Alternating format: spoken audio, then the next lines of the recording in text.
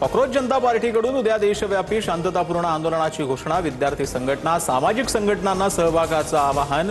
RAF आणि Delhi police मोठ्या संख्येनं जंतर मंतरवर सुरक्षेत मोठी वाढ। विद्यार्थ्यांशी चर्चा करायला तयार, माझ्या घरी किंवा कार्यालयात चर्चेसाठी या। केंद्रीय मंत्री जेपी नड्डांचं आंदोलक विद्यार्थ्यांना आवाहन। तर सरकारनं चर्चेसाठी जंतर मंतरवर यावं, अभिजित दिपके ठाम। राहुल गांधींच्या निवासस्थानावरील बैठकीनंतर इंडिया आघाडीच्या सर्व खासदारांकडून गांधींच्या स्मृतीस्थळावर अभिवादन। कार्यकर्त्यांची मोठी गर्दी, सर्व विरोधी पक्ष विद्यार्थ्यांच्या पाठीशी। मोदींनी धर्मेंद्र प्रधानांचा राजीनामा घ्यावा, राहुल गांधींची मागणी। राहुल गांधी पळपुटेपणा सोडा, हिम्मत दाखवून चर्चेसाठी संसदेत जा। मुख्यमंत्री फडणवीसांचं राहुल गांधींचं इंडिया आघाडीच्या सर्व खासदारांना आवाहन। विद्यार्थ्यांच्या प्रश्नाकडे लक्ष द्यायला हवं, विद्यार्थ्यांवर लाठीचार्ज होतोय, तोडगा काढण्याची पंतप्रधानांकडे विनंती केली। मोदींसोबतच्या दिल्ली भेटीनंतर शरद पवारांची माहिती।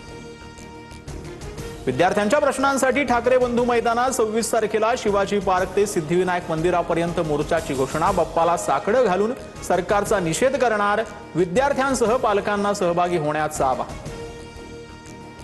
एकीकडे विद्यार्थ्यांना पाठिंबा, तर दुसरीकडे अण्णा हजारेंचं नवं विधान। सरकार सत्तेचा दुरुपयोग करत आहे असं वाटत नाही, हजारेंचं भाष्य।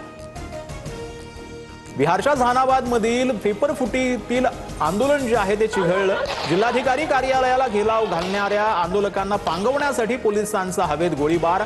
आंदोलनस्थळी तणावपूर्ण वातावरण। दिल्लीत नेट सेवा ठप्प, 16 मेट्रो स्थानक, कॅनॉट प्लेसचा रस्ताही बंद। सीजेपीच्या आंदोलनामुळे सरकारची खबरदारी, ठिकठिकाणी चोख सुरक्षा तैनात। मुंबईत आंदोलक विद्यार्थ्यांना ट्रकची धमकी देणाऱ्या पोलिसांवर कारवाई। कॉन्स्टेबल पवन सांगळेंची चौकशी सुरू, काँग्रेसच्या निवेदनानंतर पोलिसांकडून दखल। मुंबई पोलिसांच्या तावडीतून कॉकरोच पळाले, चेंबूरमधील घटनेचा व्हिडिओ व्हायरल। ताब्यात घेतलेले सर्व विद्यार्थी पोलिसांच्या गाडीतून मागच्या मागे पळाले। मुंबईची मुलगी एकटी पोलिसांना भिडली, ताब्यात घेतलेल्या आंदोलकांना सोडवण्यासाठी तरुणीनं थेट पोलीस व्हॅन रोखली। आमच्या मुली मुलांपेक्षा कमी आहेत का, सीजेपीकडून तरुणीचा व्हिडिओ ट्विट। नागपूरच्या संविधान चौकात आंदोलनादरम्यान पोलिसांकडून विद्यार्थ्यांची धरपकड। वेळ संपल्यानंतरही आंदोलन सुरू ठेवल्यानं पोलिसांनी आंदोलकांना ताब्यात घेतले।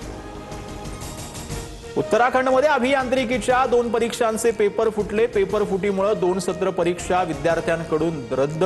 पेपर फोडणारा प्राध्यापक आशिष गुप्ता बडतर्फ। परीक्षेपूर्वीच पेपर सोशल मीडियावर शेअर केल्याचं समोर। नाशिकमध्ये मुसळधार पाऊस, गोदावरी नदीला पूर आलेला आहे।